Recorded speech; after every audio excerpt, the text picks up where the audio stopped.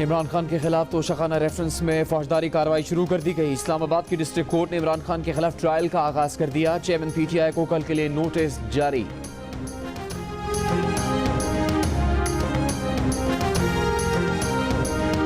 Army chief की तकर्रुरी का notification 26 नवंबर तक आ जाएगा। पाक फौज के आला तरीन ओहदों पर तकर्रुरी का अमल आज से शुरू हो चुका। वज़ीर दिफा ख्वाजा मोहम्मद आसिफ की प्रोग्राम कैपिटल टॉक में गुफ्तगू। कौमी असम्बली से बात करते हुए वज़ीर दिफा ने कहा कि वज़ारत दिफा को वज़ीर आज़म का ख़त मिल गया है। उम्मीद है 2-3 रोज़ में तैनाती हो जाएगी। ये सारा मामला हल हो जाएगा, फिर इमरान खान से भी 2-2 हाथ कर लेंगे।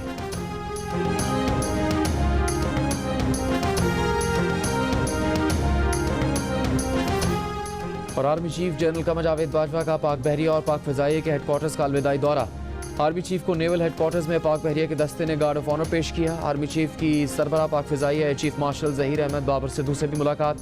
आर्मी चीफ ने फ़ज़ाई सरहदों का दिफा करने वाली PAF की पेशेवराना महारत को सराहा।